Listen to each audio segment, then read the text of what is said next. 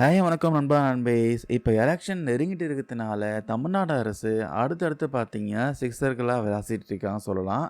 முதலாவதா இந்த மகளிர் உரிமை தொகை, அதுக்கப்புறம் கவர்மெண்ட் எம்ப்ளாயீஸ்க்கு பென்ஷன் திட்டம், இது மாதிரி நிறைய விஷயம் பார்த்தீங்கன்னா முதலமைச்சர் ஸ்டாலின் இப்போ வந்து பண்ணிட்டு இருக்காரு. இப்போ மூணாவதா பார்த்தீங்கன்னா ஒரு மிகப்பெரிய அறிவிப்பை வந்து வெளியிட போகிறாராம். அதுதான் பார்த்தீங்கன்னா மாதாந்திர EB bill, monthly EB bill.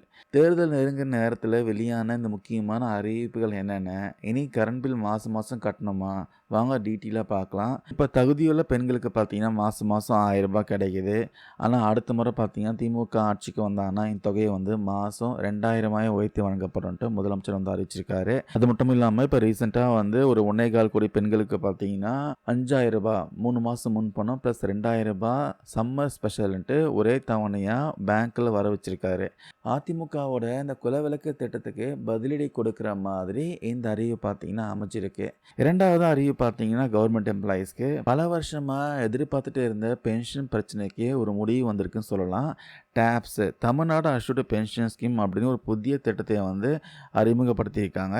இதில் வந்து நிறைய பேருக்கு என்ன சலுகைன்னு தெரிஞ்சிருக்கும். இருந்தாலும் வந்து ஒரு வாட்டி ரிவைன் பண்ணிடலாம். ஓய்வு பெறும் ஊழியர்களுக்கு கடைசி சம்பளத்தில் பார்த்தீங்கன்னா 50% பென்ஷனாக உறுதியாக கிடைக்கும்.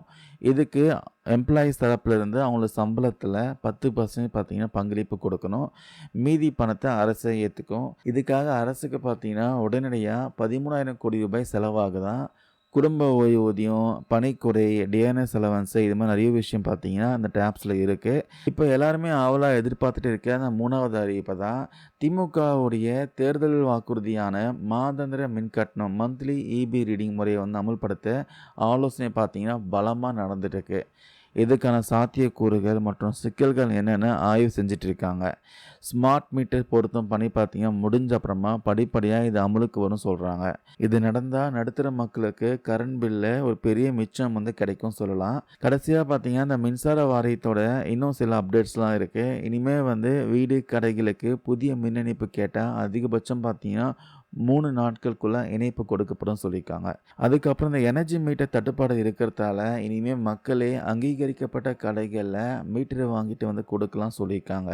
அதே போல் இந்த கேபிள்களுக்கெல்லாம் வந்து அதிகப்படியாக வசூலித்த மேம்பாட்டு கட்டணத்தை பொதுமக்களுக்கே திருப்பி தரவும் உத்தரவு போட்டிருக்காங்களாம். இந்த மந்த்லி இபி பில் எடுக்கும் முறை பார்த்தீங்கன்னா மேபி இந்த மாதம் இறுதிக்குள்ள அறிவிப்பு வெளிவரத்துக்கு வாய்ப்பு இருக்குன்னு சொல்கிறாங்க.